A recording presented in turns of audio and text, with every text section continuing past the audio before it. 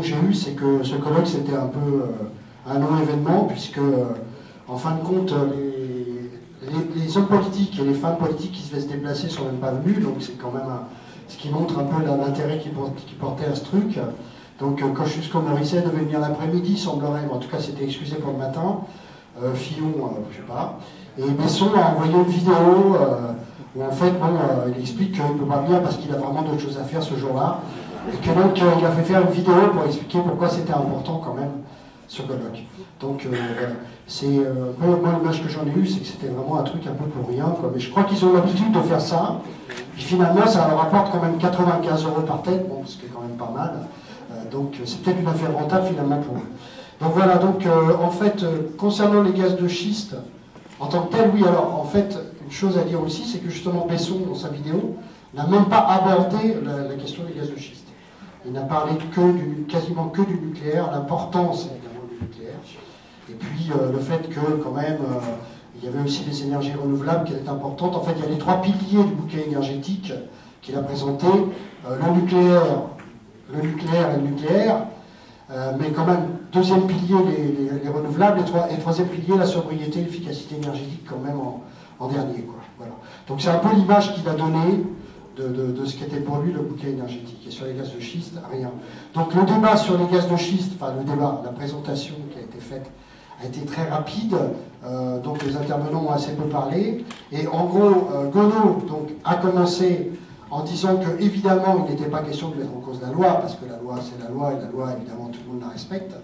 Donc, mais il a quand même précisé que lui n'avait pas voté cette loi, donc il a quand même mis un bémol. On sentait bien quand même que bon, il ne partage pas forcément. Et en tout cas donc chacun des intervenants évidemment a dit que la loi on la respecte et que donc puisqu'il y a interdiction de la fracturation hydraulique, et ben on fera avec. Alors, je ne vais peut-être pas forcément rentrer dans le détail puisqu'ils ont dit tous parce que c'est pas très passionnant.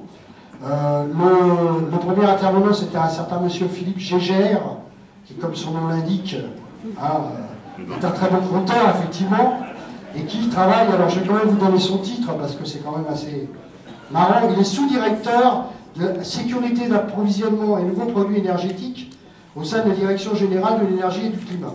Voilà, la DGEC, monsieur Gégère.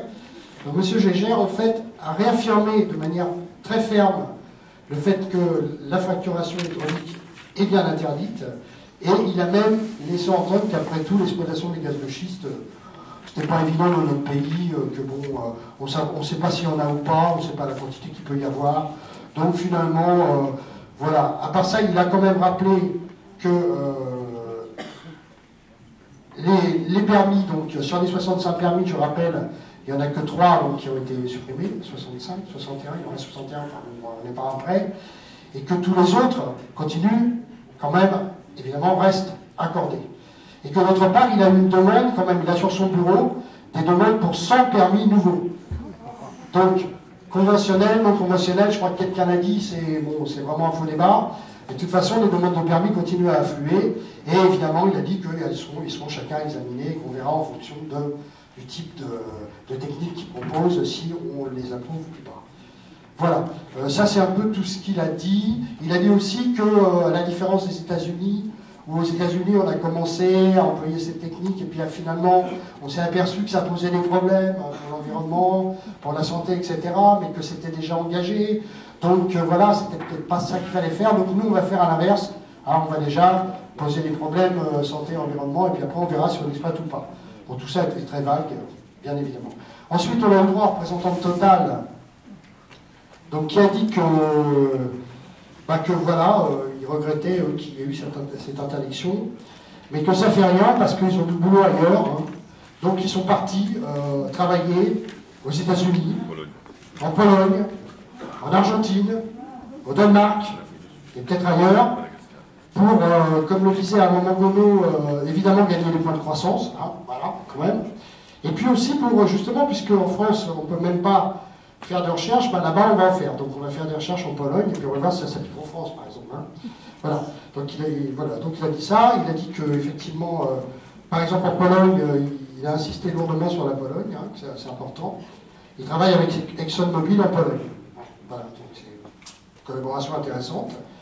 Bon, il a dit qu'il comprenait très bien l'opposition, les oppositions locales qu'il y avait, l'opposition locale qu'il estimait légitime. Voilà, opposition locale, hein, parce qu'après, si on parle d'opposition à tout niveau, peut-être qu'il trouvera ça moins bien. Et peut-être qu'on a effectivement à se poser la question de comment on s'organise de ce point de vue-là, quoi, au-delà du local.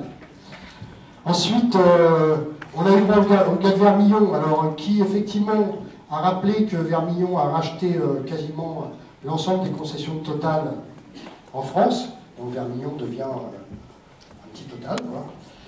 Que bon, aussi, il regrette complètement qu'il ne puisse pas continuer à facturer. Alors c'est vrai que c'était un peu ambigu ce qu'il a dit, est-ce qu'il continue ou pas, ce qui a été dit là. Mais de toute façon, ce qu'il a dit aussi, c'est qu'en France, on a la chance d'avoir un État qui encadre très bien les activités des industriels, et que donc ça ne risque pas de se poser comme aux États-Unis, par exemple, où là, le gouvernement, enfin, lui assurera que si, à tout hasard, on se décide quand même à facturer, évidemment, le gouvernement et l'État aura l'œil dessus et n'autorisera qu'une expérimentation encadrée et évidemment prudente, etc. Donc le principe de précaution sera appliqué, évidemment. Voilà, j'ai déjà revenu sur le truc pour dire aussi qu'ils allaient être prudents. Tout le monde va être prudent. Et que, voilà, Toréador la même, enfin, voilà, en gros, voilà ce qui s'est dit. En fin de compte, c'était pas très passionnant, quoi.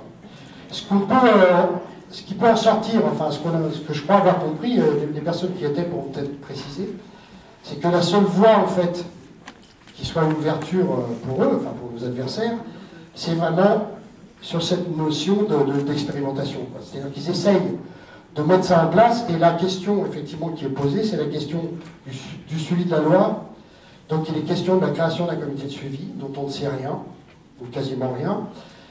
Mais on sait que ce comité de suivi, dont on ne sait pas comment il sera composé, etc., devra avoir justement pour activité de se reposer la question de l'expérimentation.